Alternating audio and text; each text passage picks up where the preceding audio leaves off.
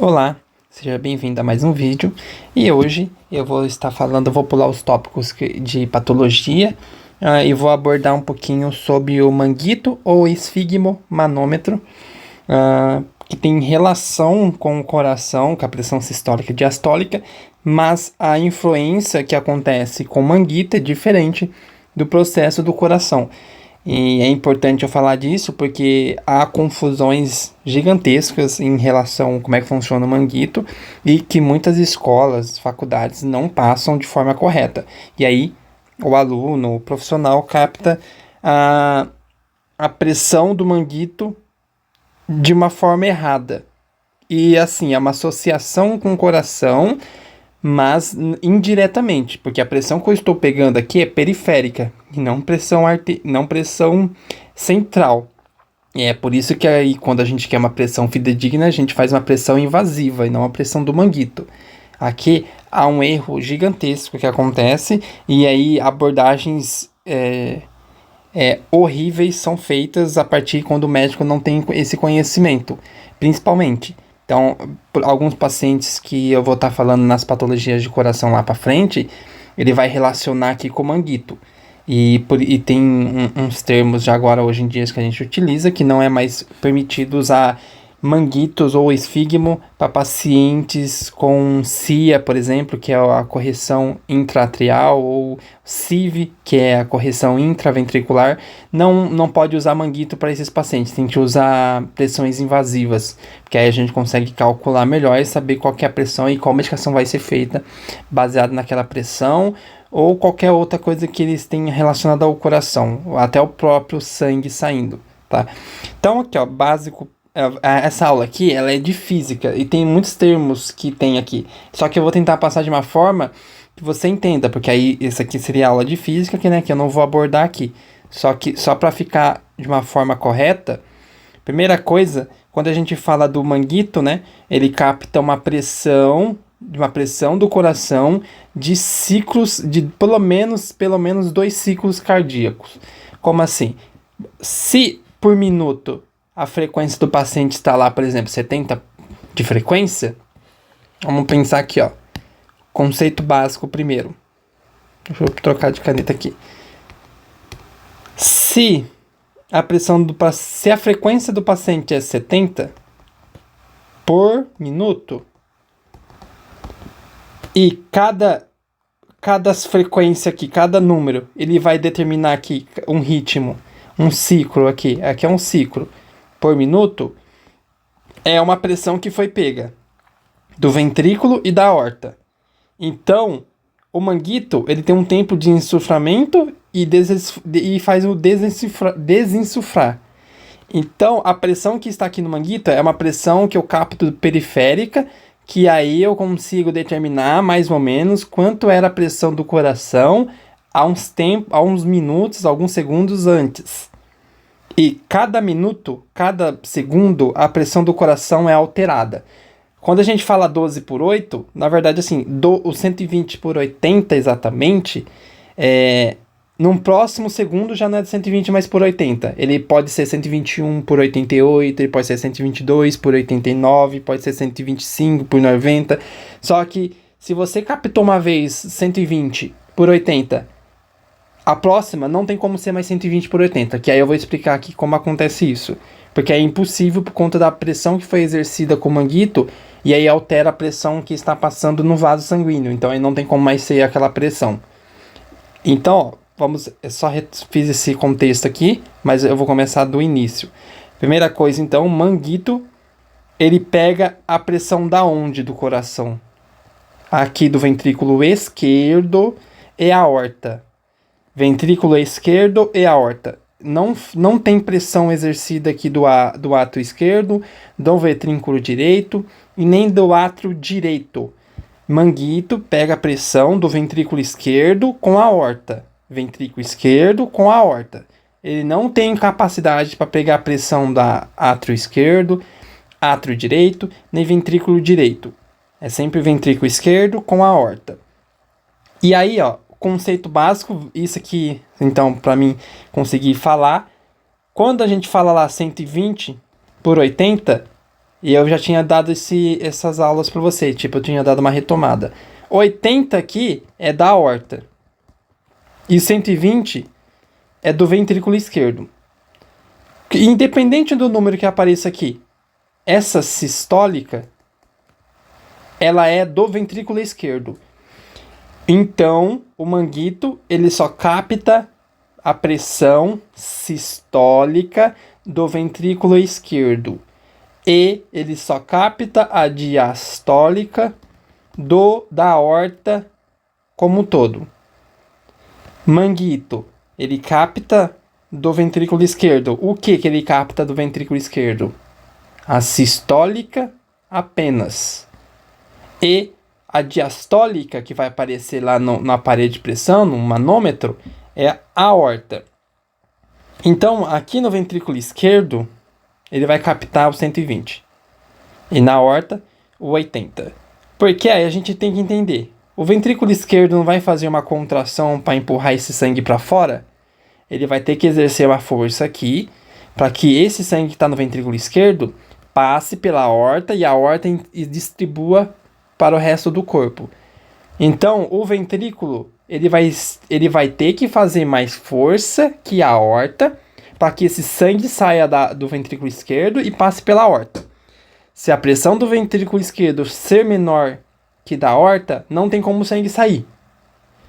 E aí, para sair, a pressão do ventrículo esquerdo tem que estar mais forte que a da aorta. A força que o ventrículo esquerdo vai ter que fazer vai ter que ser maior que da aorta. Então o conceito fica 120, porque o 120 aqui no caso é o pico sistólico. Aqui é o pico sistólico. E aqui é o pico diastólico. Então ele pega dois picos só, ele pega o último tempo de pressão. Então, sei lá, vamos se fosse dizer 128. Aqui foi 128 do ventrículo, que foi o pico que ele alcançou. O máximo que o ventrículo alcançou para resistir à aorta. E esse 80, quando a gente fala que 120 por 80 é a pressão ideal, na verdade não existe pressão ideal. O coração ele tem uma adaptação. Tem pressão ideal para mim, por exemplo, é 120 por 80. Mas para um outro paciente pode ser 11 por 10, 11 por 7, 11 por 6. Tem gente que tem pressão ideal 13 por 7. Que aí acima disso já começa a ser um limite, que aí é aula só de pressão, mas acima de 14 por 80, a pressão do coração ele só aumenta e não aumenta o fluxo de sangue também, então aí não adianta nada. O 120 por 80 ele é ideal para quem? Para o coração que está com aquela adaptação. E 11 por 6, por exemplo, pode ser o coração perfeito, a pressão ideal para aquele tipo de paciente. Então, isso aqui é só a determinante para o coração em si, para o coração do paciente em si. Então, conceitos que tem que ficar claro aqui é quando eu falo de manguito, ou de pressão invasiva, ou qualquer outra pressão que existe no hospital, eu só vou estar falando do ventrículo esquerdo e a aorta. Ventrículo esquerdo e a aorta. Ventrículo esquerdo é o que faz a sístole inicial lá, né, no aparelho. E aqui é a diastólica. Ventrículo esquerdo e aorta. A sístole aqui, então, vai ser sempre o primeiro número que vai aparecer. 120, 130, 128, não importa o número. E o outro depois, outro número, 80, é o da aorta. 80 é a pressão da aorta naturalmente, fisiologicamente. A aorta ela tem uma pressão de 70 a 80 milímetros de mercúrio. Então a aorta fisiologicamente ela tem uma pressão de 70 a 80 de milímetros de mercúrio. E fisiologicamente mais ou menos a gente tem a pressão do ventrículo em torno de 111 por até estimado 95. De 111 até 95. Então, essas são as pressões que tem aqui. Não precisa decorar esses números. O que só precisa entender, quando falou de manguito e pressão arterial invasiva, eu só estou falando do ventrículo esquerdo e da aorta. Para que a gente entenda como é que funciona o manguito agora.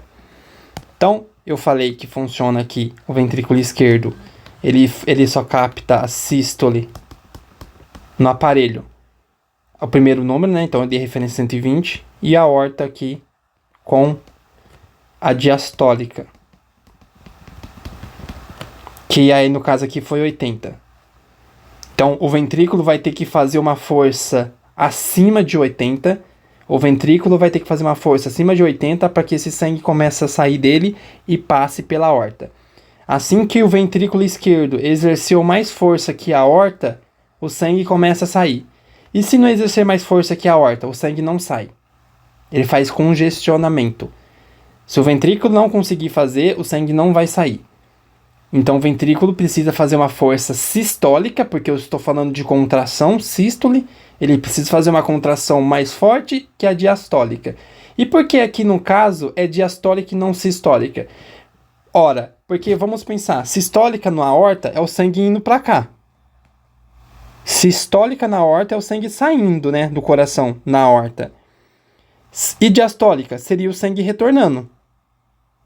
Não é a mesma coisa aqui? Aqui o ventrículo faz uma diastólica. E se ele fizer ele faz uma sistólica? Aqui, ele faz uma sistólica. E se ele fizer uma diastólica, o ventrículo esquerdo, o sangue volta.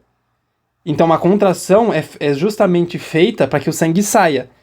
E a diastólica, ele só vai ser feito quando o sangue não estiver mais no coração. Senão o sangue volta. Por isso que a gente chama de sistólica e diastólica. Ela só está sendo referida à contração. Mas existem patologias onde o paciente faz uma sístole, o sangue sai pela metade e aí o ventrículo já faz uma diastólica. Aí o sangue que estava saindo, ele volta de volta. Porque o coração relaxou tanto que a pressão diminuiu e aí o sangue voltou para o ventrículo, não saiu. Então, ó, salva isso, vou até baixar. Sistólica só é referido para a contração quando o sangue sai do ventrículo, ou de qualquer lado do lado átrio, do ventrículo, tanto faz, né? Quando eu falo num termo geral. Quando o sangue, contração só vai ser feita na hora que o sangue sair, né? O sangue, ele fez uma contração, o sangue saiu do coração, aí entra o quê? O processo de diastólica. Porque se isso aqui não acontecer, se a diastólica fosse feita antes de acontecer uma contração perfeita, um pico de contração, o sangue vai retornar para o coração. Aí a gente entra nas patologias congênitas. Insuficiência cardíaca congênita, a gente vai abordar isso. É isso que tem que ficar quando agora a gente fala de sistólica e diastólica. Né? Lá no início eu falei que era uma contração, que é contração mesmo, do sangue sendo saído do coração, mas há possibilidades da diastólica acontecer antes da contração perfeita. A contração pode estar acontecendo e entra uma diastólica e o sangue que está saindo do coração ele volta por conta da diastólica. É o que acontece aqui. E esse termo tem que ficar claro para entender esse 80 da aorta. É óbvio que precisa de termos mais aprofundados de pressão visto na visão física, mas se conseguir aprender aqui, ter essa margem de entender que quando olha no monitor, olhou lá a pressão que está de diastólica, é a pressão que está sendo exercida pela aorta, já fica tranquila. Então, a sístole vai fazer uma contração para que resista a diastólica da aorta do sangue que está voltando. Então, se o ventrículo resistir à aorta, o sangue que estiver saindo do ventrículo, ele vai empurrar junto com o sangue da aorta. Aí sai todo o sangue aqui, pela aorta e entrega pelo corpo. Então, o ventrículo, ele precisa exercer uma força maior que a aorta, para que o sangue saia totalmente. Para que o átrio esquerdo depois entregue mais sangue para o ventrículo. E aí fica esse processo. O ventrículo tira todo o sangue totalmente dele, o átrio esquerdo entrega mais sangue para ele.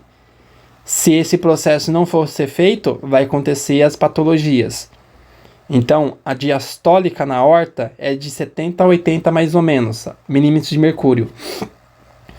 E que é o sangue que está na aorta e está voltando para a aorta novamente. Que é o sangue que aqui aconteceu uma sístole, né? Aconteceu uma sístole na aorta. Aí o sangue foi, aí a aorta, por si só, ela fez uma diastólica, e aí o ventrículo vai ter que empurrar esse sangue novamente. Então é um processo diferente de quando a gente fala de átrio e ventrículo. O ventrículo ele vai precisar exercer uma força maior para que senão o sangue não passa. Então por isso que é 120, por isso que aqui é a pressão maior, né? Por isso que no monitor mostra lá uma pressão maior aqui do que aqui. E por isso que as pressões não podem estar próximas também, que aí já é um outro momento. Mas precisa entender que se deu 125, sei lá, 113, 111, não importa. Aquilo ali se entende que o ventrículo fez aquela força sistólica, uma contração, para que ele resista à diastólica da aorta. Então, esse é o número que mostram lá. Que aí depois eu vou mostrar num outro simulador. Então, agora, vamos fazer um resumo disso antes de eu ir para o manguito. Resumo disso. Pressão lá, 128 por, sei lá, 87. Aqui, olhei lá no monitor. É uma sistólica da onde? Do VI, do ventrículo esquerdo. E aqui é uma diastólica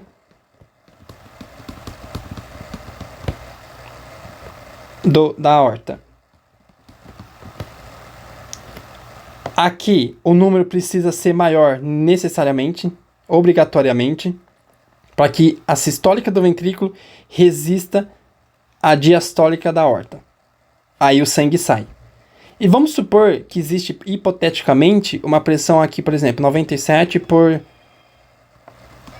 3, assim. Aqui, né, sendo a VE, a sistólica, e aqui a diastólica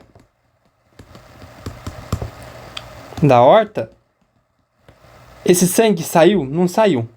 Esse sangue que estava no ventrículo esquerdo, ele não saiu pela aorta. Porque a aorta aqui está com uma pressão maior que a do ventrículo esquerdo. Então o sangue não sai. O sangue retorna, ele volta para o átrio esquerdo. Porque a pressão, a diastólica da aorta é tão forte que ele ganhou a resistência do ventrículo esquerdo e ganhou a do átrio esquerdo também. Aí o sangue começa a voltar pelo átrio, volta pelo pulmão, né, pelas veias pulmonares, aí o pulmão dá edema, edemacia tudo, aí dá insuficiência pulmonar congênita, ou insuficiência cardíaca congênita, porque a pressão do ventrículo foi menor que a da aorta, não resistiu, e aí o sangue não saiu, aí o coração fica sobrecarregado, tá? Mas isso aqui, hipoteticamente falando, quase não acontece isso aqui, tá? Então, por isso que nem vou abordar essa parte. Mas isso aqui precisa ficar claro. Sistólica, VI. Diastólica, aorta. Ventrículo vai fazer uma resistência maior que a aorta, porque o sangue saia, tá? Aí abordando aqui, esse aqui, o manguito. O que acontece? O manguito, quando a gente coloca aqui na braquial, acima, 2 centímetros acima da fossa, né, a fossa cubital, que aqui é onde fica a braquial, você coloca o manguito aqui, né, que parece ser um negócio bobo, mas não sei porque as pessoas não explicam. O manguito, ele precisa ser insuflado em 1 minuto, mais ou menos.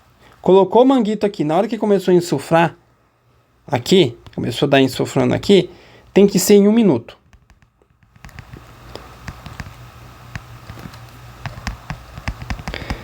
Um minuto. Por quê? E aí, vamos supor, insuflou. Na hora que você insufla o manguito, ele vai esmagar a artéria que está passando aqui no meio, ele vai esmagar, então essa artéria que está aqui no meio, passando, a braquial, ela vai ser esmagada pelo manguito, porque você fez força aqui na bolsinha, no esfígmo, e aí na hora que você fez força no esfígmo, você exerceu uma força maior que a que passa na artéria. Então você insufla. Por isso que a gente tem que insuflar, por exemplo, se a pressão do paciente é 120 por 80, quanto é que eu tenho que insuflar aqui no esfígmo manômetro? Quantos que eu tenho que insuflar aqui? 20 a 30 milímetros de mercúrio a mais. Ou seja, quando aqui no reloginho, se a pressão do paciente, eu sei que a pressão do paciente é essa, 120 por 80, eu vou insuflar 20 a 30 milímetros de mercúrio a mais. Então eu vou insuflar de 60 ou a 170 a mais ou menos. Tá? Vou insuflar ou 160 ou 170. Então aqui no manguito a pressão vai estar lá 160, é onde eu vou insuflar ele, e não no 120.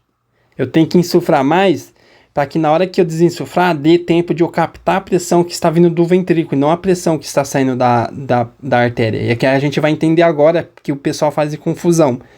Porque eu vou insuflar aqui, ó, o manguito em 1 minuto no braço. Insuflei 1 minuto, o que eu já tenho que fazer na hora que eu insuflei? Eu já tenho que estar com o ponteiro em cima de 160, por exemplo. E aí é o momento de eu desinsuflar a uma média de 1 a 3 milímetros de mercúrio decaindo. Ou seja, na hora que eu abro para desinsuflar, o pico aqui, ó, de descida tem que ser de 1 a 3, não pode ser mais que isso. Aí eu consigo captar a pressão certinha do paciente, e nem mais nem menos. Então essa aqui seria a normal, né? Insuflei o manguito acima de 20 a 30 milímetros de mercúrio a mais que a pressão do paciente base, e aí eu vou desinsuflando lentamente. Por quê? Vamos pensar agora como acontece na hora que desinsufla. Eu vou puxar aqui para cima. Aqui é a artéria do paciente, normal. Coloquei o manguito, insuflei, a artéria que está passando o sangue aqui, ele vai ficar assim, ó.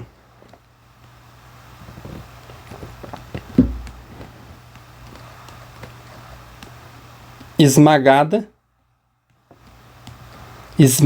aqui pelo manguito. O sangue que está vindo aqui em cima, ele não passa. E o que eu acabei de falar quando o sangue sai do ventrículo? O sangue saiu do ventrículo em qual pressão? Sei lá, 120. Aí a pressão que do ventrículo ganhou a da aorta, esse sangue saiu com uma pressão 120, ele saiu pelo corpo, chegou até o braço, a primeira camada de sangue que vai sair, pela elasticidade da artéria, é o 120. E aí ele para aqui. Por que ele parou? Porque eu estou esmagando a artéria com o manguito. E aí na hora que eu desinsuflo, ele vai abrindo essa artéria, e aí o sangue que está vindo aqui, ele vai passar novamente, vai passar para cá, para o caminho dele, que tem que seguir. Aí o manguito, o esfigmomanômetro que está lá, ele capta o que primeiro? Por isso que a gente vê primeiro a pressão 120, lá no manguito. Ele vai descendo. Na hora que ele teve uma liberação a mais da artéria, o sangue passa. Na hora que ele passa com uma pressão, com uma velocidade. Aí o manguito capta esse 120. E aí por isso que o primeiro pulso que mostra lá é o 120. E o porquê no final a última batida diastólica? E por que é o da resistência da aorta? É só a gente pensar. Se o primeiro foi o ventrículo esquerdo, e aí foi o primeiro captação de pulso que deu, o último que tem que dar é a aorta voltando a ter resistência do ventrículo. Porque o ventrículo teve resistência inicialmente, aí o sangue saiu, aí o sangue começou a percorrer pelo corpo, aí a primeira pressão, o primeiro pulso que vai ser sentido é o 120 pelo ventrículo. E no final, a aorta vai mostrar a pressão dela. Aí por isso que mostra o 80. E aí o sangue continua fazendo o percurso. E esse tempo aqui todo, ele tem que ser em torno, pelo menos, em 1 minuto. Ou seja, quando eu insuflo e desinsuflo, tem que ser de 30 a 1 minuto. 30 segundos a 1 minuto. Porque se for mais que isso, a pressão já vai dar alterada. Ele vai aumentar a pressão por si só. E aí essa pressão que vai ser aumentada não é do coração, é da periférica, que é o que aconteceu, que pode acontecer em alguns tipos de paciente, quando a gente segura o manguito há muito tempo. Então, usando o exemplo de que aconteceu, é o seguinte, ó, vou até puxar para cá.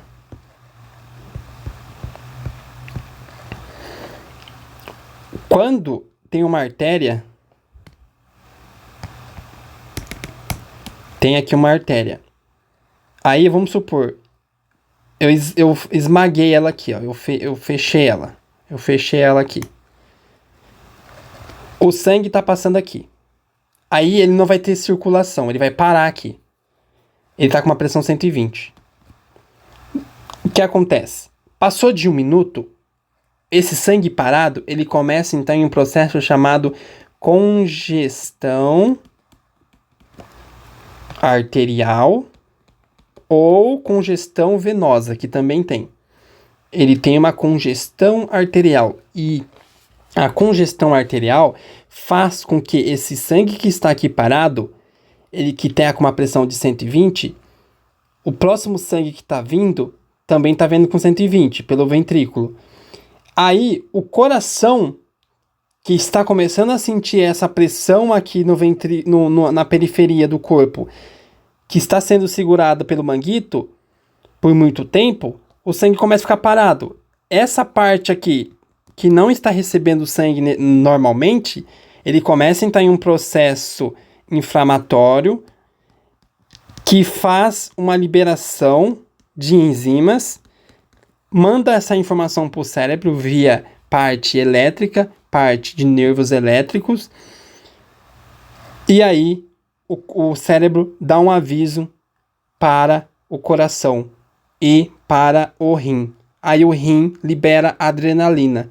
Quando o rim libera adrenalina, ele vai aumentar a frequência do coração para que aumente a pressão, porque o coração não entende que está tendo um manguito aqui esmagado. Aí o coração aumenta levemente a pressão dele, aí a pressão que vai vir aqui vai ser aumentada, e aí ocorre aqui uma congestão arterial, porque o sangue não está saindo. Aí essa pressão que está com 120, que era para ser captada pelo manguito, agora não é mais 120. Ele pode ser 130, 140, falsamente. Aí vamos supor, segurou 20 minutos.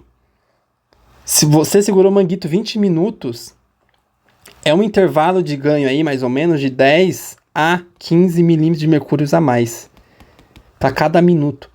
Ou seja, daqui 3 minutos, você ganhou 10 a 15 milímetros de mercúrio a mais. Passou 20 minutos, daqui 20 minutos, você ganhou 10 a 15 milímetros de mercúrio a mais. E aí, na hora que você libera o manguito aqui, a pressão que está vindo aqui, que era para ser 120, ele está, sei lá, em 138. E aí, esse 138 não é a pressão lá do coração, é a pressão periférica da congestão arterial que aconteceu aqui. Aí aqui aumenta a pressão, porque a artéria ela tem elasticidade, ela consegue expandir mais ela, para que ela aumente a quantidade de sangue, aí ela faz uma congestão nasal, a congestão arterial, porque não tem sangue passando, aí ela aumenta a capacidade dela de sangue para tentar compensar a pressão que está sendo exercida pelo manguito, que é maior, aí o sangue não sai e fica parado. Ele vai só aumentando a pressão, só aumentando a pressão. Na hora que libera o manguito, desinsufla, a pressão tá tão alta aqui desse lado, que na hora que passa, ele vai passar com tanta força, com a pressão maior, que aí o manguito vai captar a pressão da artéria aqui, e não a pressão do coração. Então há uma confusão gigantesca, porque é um assunto difícil, porque ele envolve mais física do que necessariamente fisiologia sanguínea em si. E a gente tem que lembrar que o sangue que está passando aqui, ele está passando normalzinho. Depois que você segura o manguito aqui, o sangue não está mais normal, ele está todo bagunçado aqui. Ele está desordenado, ele está aqui em processo turbulento. E aí a pressão que passa não é mais a pressão do coração, é a pressão periférica, é a pressão causada por uma congestão arterial. Aí ele aumenta. E aí eu tenho que entender por quais motivos, quando é que eu posso segurar o manguito acima de 15 minutos, um intervalo de 15 minutos que a gente pode segurar. E depois que desinsuflar totalmente, um intervalo aí de 1 minuto a 2 minutos para insuflar novamente. Então, o que é entender que quando acima de 1 minuto que você segurou o manguito, A pressão que vai ser captada agora, ela vai só sendo aumentada e aí há uma interferência com a pressão real do coração. Porque agora a pressão arterial, a parte periférica, também está sendo influenciada. E aí pode ser que não seja a pressão do coração. E dependendo disso aqui, é perigoso matar o paciente, porque aí vai ser feita medicação errada com um aumento de pressão que não é verdadeira. Então, quando a pessoa coloca o manguito aqui e já falsamente coloca errado, e aí fica fazendo esse ciclo de 1, 2, 3 vezes a mais, você aumentou esse tempo aí em mais ou menos 5 minutos, aumentando e desaumentando essa pressão, insufrando e desinsufrando. Aí essa pressão vai dar alta. Aí o paciente já tem um problema que talvez ele já tome medicação. Aí alterou a medicação, alterou a pressão, aumentou mais que deveria. Aí fazem medicação errada, aí dá um efeito rebote, aí a pressão despenca no ventrículo esquerdo, aí ele não tem resistência da aorta mais, não ganhou a resistência da aorta, aí o paciente para. Que já aconteceu na UTI, de fazer 2 vezes insuflar a pressão do paciente, eles não conseguiam auscultar, que é uma coisa que a gente vai falar depois, aí quiseram refazer de novo, e aumentou, teve uma alteração do paciente de 11 milímetros de mercúrio, fizeram medicação do paciente, uma dosagem um pouquinho acima para diminuir a pressão, aí o paciente teve um efeito rebote e a pressão do ventrículo esquerdo caiu demais, aí o paciente parou. Então, eu vou resumir de novo aqui esse negócio, porque aí ficou complexo, mas eu vou resumir. O que tem que ficar atento é do que eu tô falando, de qual pressão está sendo falada aqui, no manguito. Isso na pressão arterial invasiva, em qualquer pressão, porque é a única que a gente fala no hospital. São 36 pressões e só são faladas 2. A ventrículo esquerdo e a aorta, tá? Então eu vou limpar aqui e eu vou resumir o vídeo, para ficar mais fácil.